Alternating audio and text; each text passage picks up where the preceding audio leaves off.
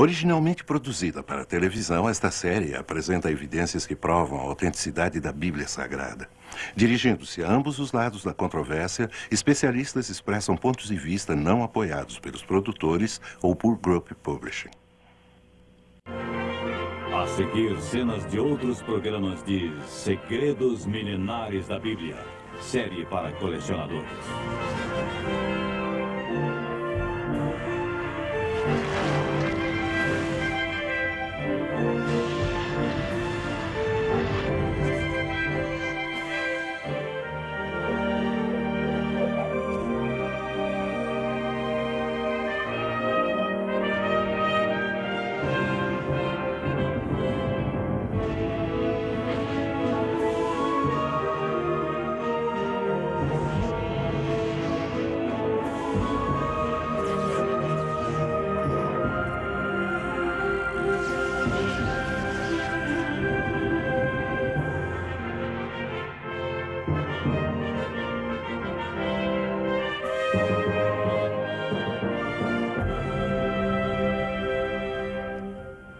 Viajaremos agora nas páginas do primeiro registro histórico contínuo da humanidade, o livro chamado A Bíblia Sagrada. Vamos investigar algumas de suas histórias mais controvertidas e descobrir respostas para perguntas muito difíceis. Será a Bíblia um relato confiável de intervenções milagrosas que salvam as pessoas de um destino iminente e da destruição? Ou será meramente uma coleção de lendas e mitos, como afirmam alguns críticos modernos? Especialistas do mundo todo, tanto céticos quanto defensores da Bíblia, contribuíram para a discussão destas questões bíblicas que poderão chocá-los e surpreendê-los. A Batalha de Davi e Golias, verdade ou mito? Dois exércitos determinados haviam lutado até chegarem a um impasse. E agora o resultado da batalha será decidido por um combate corpo a corpo entre um temido gigante guerreiro e um jovem pastor. A história de Davi e Golias é um mito. Golias, o gigante, nunca existiu. Golias era uma pessoa real que tinha 4 irmãos. E o duelo entre Davi e Golias também é historicamente preciso. Davi e Golias se defrontaram em uma batalha, e seu antigo duelo se tornou um dos mais memoráveis e controvertidos eventos apresentados na Bíblia. Historiadores e especialistas da Bíblia investigaram essa antiga controvérsia e encontraram novas e surpreendentes respostas. Existiu realmente um gigante chamado Golias? Ou essa história da Bíblia não passa de pura fantasia? Nunca houve evidências históricas ou biológicas apoiando a história bíblica de Davi e um gigante chamado Golias. A única evidência que temos são as histórias da Bíblia. E o que é a Bíblia? Informação histórica dificilmente confiável. A evidência vinda de antigas fontes israelitas relativas a Davi é tão extensa que hoje poucos historiadores questionariam qualquer detalhe sobre seu reinado. Davi ascendeu de uma relativa obscuridade para se tornar o segundo rei de Israel. Ele governou as 12 tribos de Israel como uma nação poderosa e fundou uma dinastia real que durou mais de 400 anos. Na biologia, podemos afirmar que grupos genéticos isolados podem e de fato resultam em formas humanas incomuns. O altíssimo povo Watusi de Ruanda e os pequenos pigmeus do Congo são apenas 2 exemplos modernos. Na virada do século XX, os Watusi eram considerados como lendários por muitos acadêmicos daquele tempo, devido a histórias inventadas por exploradores e aventureiros visando apoio financeiro para suas expedições. Admitindo-se que uma restrição única em um dado grupo de genes pudesse causar gigantismo, sabe-se que tais espécimes humanos nunca atingem muito mais de 2 metros e 13 centímetros. Tampouco foram encontrados restos mortais que apoiassem um Golias. Os restos mortais de Gengis Khan e Júlio César, para mencionar apenas 2 dos milhares de personagens históricos, também nunca foram encontrados. Mas esse é um argumento crível de que eles nunca existiram? Essa história de Davi e Golias é uma história forjada ou a Bíblia é um documento histórico preciso de eventos passados importantes? Esses eventos podem ser provados científica e historicamente enquanto fatos? Os críticos e os defensores se opõem fortemente. Para compreender totalmente, é preciso primeiro saber o que disse a Bíblia. Encontramos nossa história no Velho Testamento, no primeiro livro de Samuel, frequentemente chamado pelos israelitas de hoje de o primeiro livro dos reis, pois dá uma cronologia e uma narrativa histórica dos antigos reis de Israel. De acordo com a Bíblia, foi na área de Canaã, entre Soco e Azeca, que o duelo entre Davi e Golias ocorreu há uns 3.000 anos. Antes dos anos do reinado do rei Saul, os filisteus que vieram das ilhas do Egeu se estabeleceram em Canaã após serem afastados do Egito pelo exército do faraó, em 1188 a.C. O exército filisteu, com seus armamentos e disciplina da Idade do Ferro, invadiram as terras tribais dos israelitas em Canaã, mas suas bigas e armaduras pesadas, projetadas para batalhas em terra plana, eram inúteis em alturas rochosas. Os israelitas sob Saul não eram um exército profissional. Eram pastores e lavradores que se tornaram um exército de guerrilha, defendendo sua terra com ultrapassadas armas da Idade do Bronze. Mas sob Abner, fiel general de Saul, eles se tornaram lutadores fantásticos, principalmente ao defenderem seus morros nativos. Durante quase 6 semanas, as duas forças se confrontaram em um impasse que nenhum deles parecia ser capaz de resolver. As superiores forças filisteias tinham o exército de Saul encurralado nos morros escarpados, mas não conseguiam atacar com sucesso as guerrilhas em sua posição. Os dois exércitos estavam com fome frustrados, ansiosos por uma estratégia que pudesse tirá-los desse impasse. Era costume as famílias de cada tribo mandarem comida para o exército no campo, e Jessé de Belém mandou Davi com comida para seus filhos guerreiros e seus oficiais. Pare e se identifique! Se afaste desse jumento! Eu sou Davi, filho de Jessé de Belém. Meus irmãos estão lutando no exército do Senhor. Trago comida. Você não sabe que as patrulhas dos filisteus estão por aqui? Venha! Rápido! Rápido, menino! Mas nessa ocasião, Davi estava para ter um choque. Ave Israel! Novamente Golias de Gade. Diariamente, Golias tratava os israelitas com sarcasmos e insultos na tentativa de atraí-los a campo aberto. Israelitas! Não há sequer um homem em todas as suas fileiras que venha me enfrentar num combate corpo a corpo. De acordo com o estudioso da Bíblia que estiver contando a história, o gigante Golias media de 2,60 metros a 4,10 metros. Com certeza, não havia nenhuma raça de gigantes, nem mesmo a menor prova histórica ou científica de tais pessoas enormes. Antigos registros israelitas indicam que Golias era da tribo dos Refainitas e tinha um ou mais irmãos. A tribo Refainita tinha peculiaridades genéticas, incluindo gigantes e pessoas com 6 dedos nas mãos e nos pés. Os Refainitas residiam em Gat, uma cidade que servia na época de Golias como base de unidades militares com habilidades especiais de luta. Convertendo o cúbito hebreu em palmo, somos capazes de determinar que Golias media 2,90 metros quando vestia sua armadura e elmo. Ele é um gigante. Não sabia que um homem podia ser assim. Eu cuspo em sua nação! Eu cuspo no seu desprezível rei! E eu cuspo no rosto do verme de seu Deus, Jeová! A parte do gigante na história da Bíblia é o ponto mais fraco. Ela sugere que Golias e seus irmãos eram de uma raça de gigantes, para a qual nunca houve nenhuma prova científica válida. Gigantismo é um fato inquestionável da vida humana.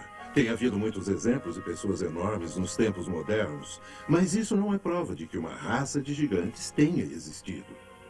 A Bíblia menciona enfaticamente os Anaíns e os Refaíns, duas tribos de gigantes que foram destruídas pelo exército de Josué em sua campanha através de Canaã. Os remanescentes dessas tribos se refugiaram entre os filisteus.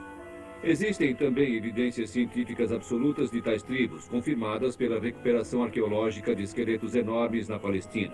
Mais ainda, esses Anaíns e Refaíns foram memorizados em vários relevos egípcios que os mostram como anormalmente altos e com pele clara.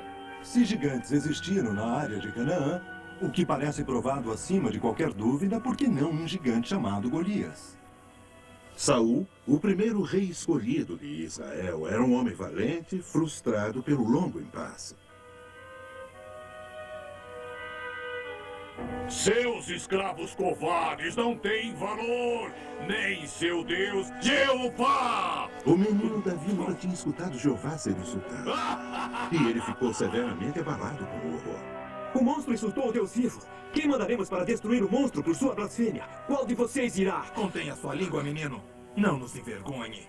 Você é só um menino barulhento que não entende nada. Davi ficava doente com o fato do gigante blasfemar sem ser desafiado. Tanto que se apressou em conseguir uma audiência com o rei. Na tenda do rei, Abner tentava convencer Saul de seu plano. Isso tudo é muito complicado, Abner. Para mim não faz o menor sentido. Os filisteus sempre batalham da mesma forma. Com suas falanges de armadura e seus cavalos de combate e terríveis bigas. Prive-os disso, e os venceremos em combate mão a mão. E como faria isso, senhor general? Seus cavalos e bigas estão aqui nos fundos de seu acampamento, num lugar fortemente defendido. Movimente os arqueiros benjaminitas aqui para os seus flancos. Use flechas com fogo para incendiar seu acampamento. Crie pandemônio. Movimente os lanceiros danitas para abrir uma brecha em sua dianteira aqui e aqui. Ataque no meio deles. E cegar os guardas filisteus que estão em volta enquanto estiver se infiltrando nessas posições. Se tivesse algo para divergir, para atrair totalmente suas atenções até avançarmos, os homens... Passar. Preciso ver o rei. É urgente. Preciso ver sua majestade. Deixe-me passar. Para o veterano lutador de guerrilha, o abuso de Davi era divertido, mas o menino pastor não se deixava afastar. Deixem o menino passar.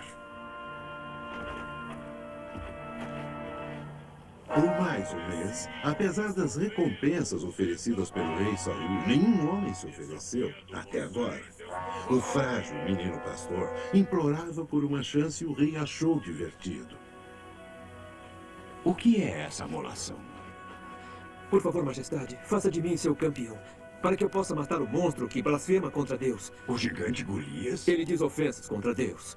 E contra o senhor, poderoso rei. Eu já matei ursos.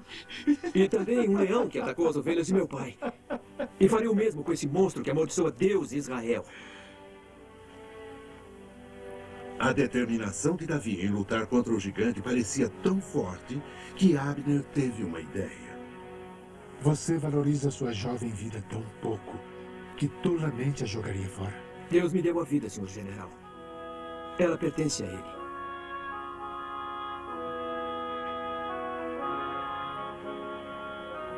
O que vejo em seus olhos, general? Eu acho que o senhor nos mandou nossa distração, majestade.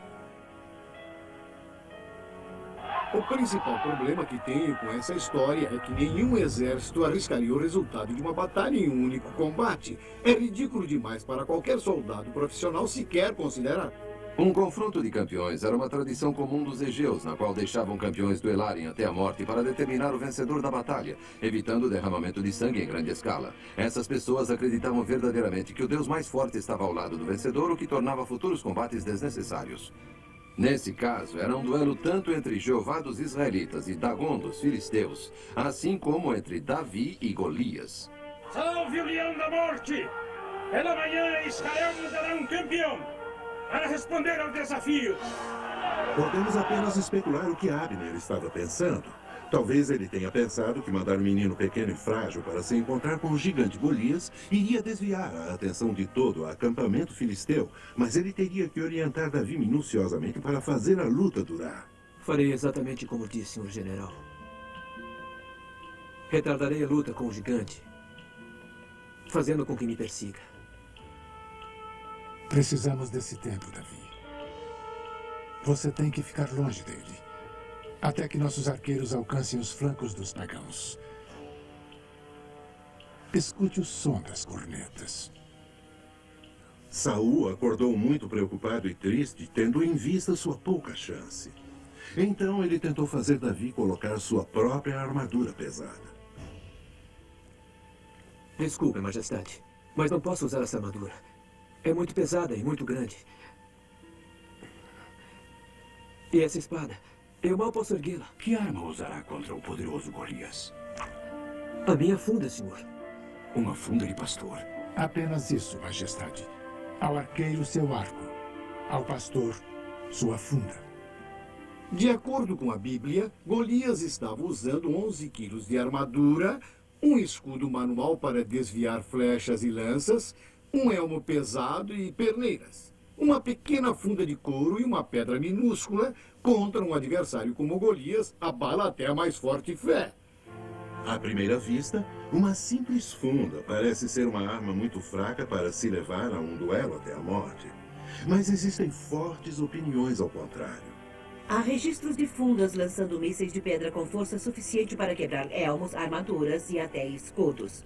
Está registrado que mesmo a antiga tribo de Benjamim tinha um exército todo de atiradores de funda que conseguiam atingir alvos a uma distância de até 30 metros com precisão mortal. A ideia de Davi usar uma funda e uma pedra para matar um soldado profissional usando armadura é tão ridícula quanto derrubar um elefante com uma espingardinha de chumbo.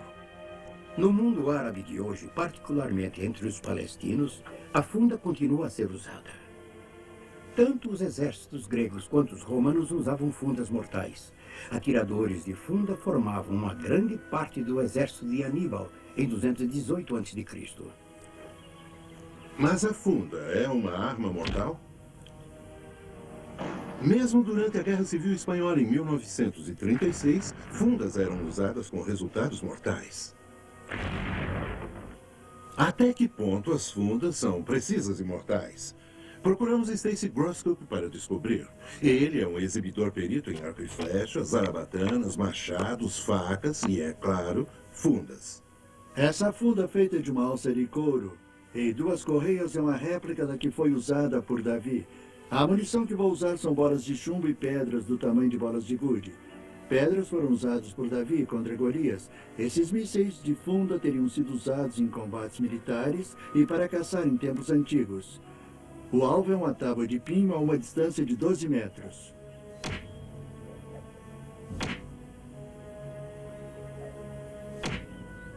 Como podem ver, a antiga funda era muito eficiente.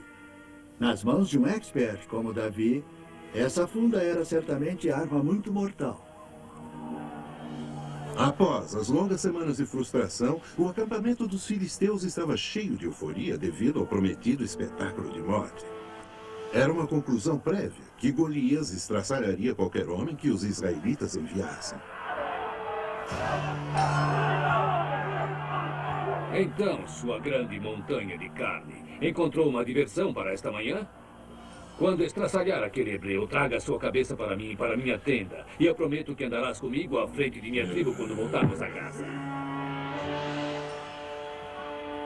E enquanto os filisteus estavam celebrando prematuramente, Abner estava preparando seus cafitas para tirar vantagem da diversão. A companhia terá... A movimentação de centenas de homens era a chave do sucesso. ...o nosso ataque.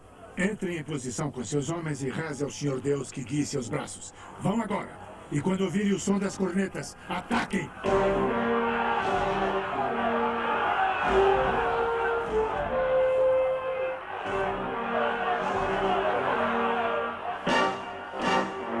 Seus animais hebreus!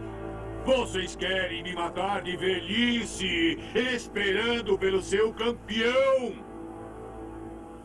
Aonde está esse homem poderoso de suas fileiras sujas e doentes? Abner havia entendido bem seu inimigo.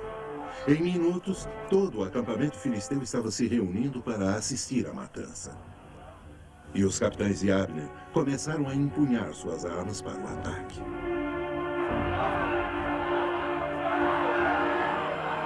Eu sou Davi e aceito o seu desafio.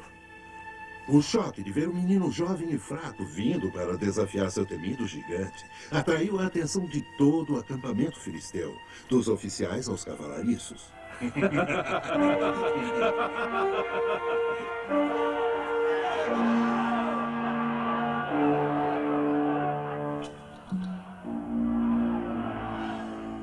Quero beber o sangue de vocês. O que é isso? Ousam zombar de mim! Seus hebreus insetos de estrume, vocês me mandam uma criança para guerrear com o maior lutador do mundo! Davi, um adolescente que preferiu não usar armadura, pode facilmente ter manobrado o gigante de armadura por 3 razões médicas. Uma, Aqueles que sofrem de gigantismo tendem a ser desajeitados, em vez de rápidos em seus movimentos. 2. Gigantes tendem a ser mais fracos em sua força muscular do que os mais jovens e menores em tamanho. E 3. É típico dos gigantes sofrerem de hemianopsia temporal bilateral, que é uma perda de visão periférica. Significa que Davi pode facilmente ter corrido de um lado para o outro, ficando fora do campo de visão de Golias, enquanto preparava seu lance ou provocava o gigante. O gigante filisteu foi repentinamente tomado de uma fúria avassaladora.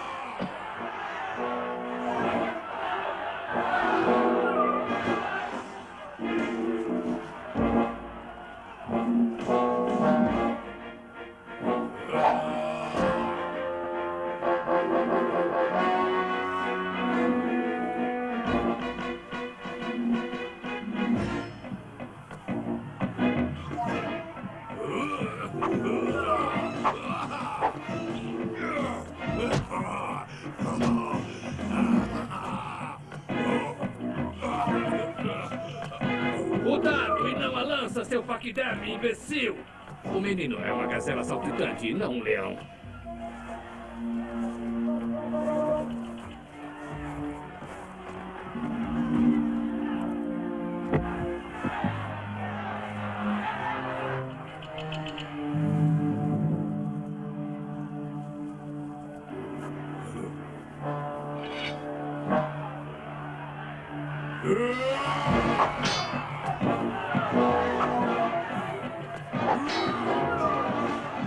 Só mais alguns instantes, meu bravo homenzinho.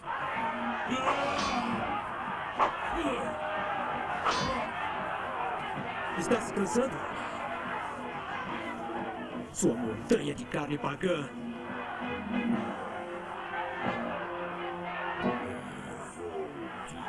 Cortar bem devagar, seu vermezinho.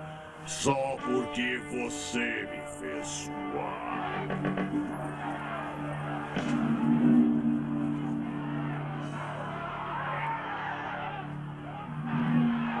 Finalmente, os capitães conduziram seus homens para as posições de ataque.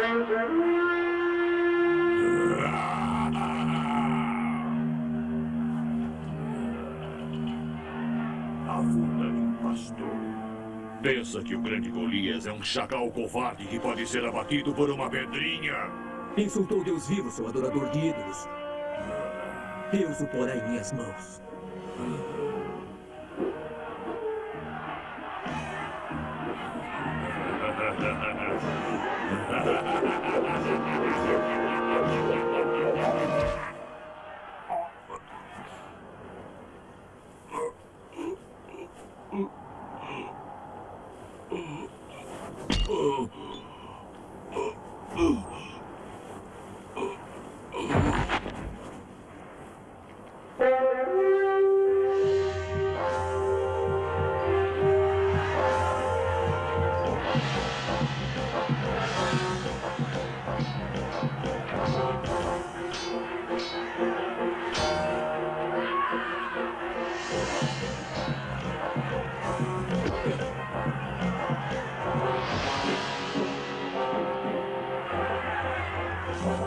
O ataque israelita foi tão rápido e terrível que o poço filisteu foi destruído em poucos e terríveis minutos. Em qualquer tribunal, a história de Davi e Golias, como descrita na Bíblia, seria justificada pelas evidências. Especialistas provaram a existência de gigantes, tanto nos tempos antigos quanto modernos. Viram ser demonstrado que a fúria é uma arma mortal. Há um interessante aspecto colateral a essa história. Esse elmo é uma réplica do tipo Egeu, provavelmente usado pelo exército filisteu naquela época. Nota-se que não tem visor. Era de importância vital para um soldado manter sua cabeça inclinada para frente durante a batalha para obter máxima proteção. Mas se o usuário jogasse a cabeça para trás, como Golias pode ter feito ao rir, essa parte importante de sua testa ficaria exposta. Talvez seja por isso que os visores foram acrescentados aos elmos de batalha logo após a queda de Golias. Evidências históricas e arqueológicas provam a existência de Davi e seus vários feitos, desde matar Golias até governar a nação unida israelita. Mas nessa história há mais do que a morte de um gigante. É uma história sobre um verdadeiro herói. Davi assumiu um desafio que nenhum outro estava disposto a enfrentar. Sua confiança era baseada na crença segura de que Deus lhe daria a vitória. E ele era fiel a Deus ao dar-lhe o crédito por tal vitória. Quando escolhemos nossos heróis como modelos, estamos selecionando heróis verdadeiros e com substância? Algo a pensar.